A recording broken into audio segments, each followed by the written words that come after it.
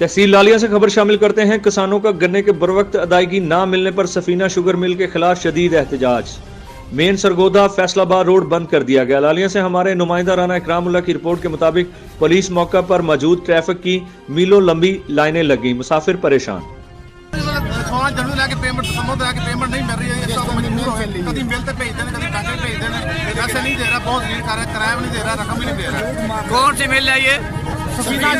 लालिया किस दिन से पेमेंट स्टार्ट है? जिस दिन से की चल रही है, एक दिन की पेमेंट नहीं दी। 16 दिसंबर से लेकर अभी तक नहीं दे रहे। क्या कहते हैं? कभी बैंक में भेज दें, कभी क्या कहते हैं जी? कभी स्क्रॉल नहीं है, कभी कैश नहीं है, कभी मेल नहीं है, कभी फीमेल नहीं आई, कभी कोई पूछने वाला नहीं है। अभी आपकी किसी से बात हुई है?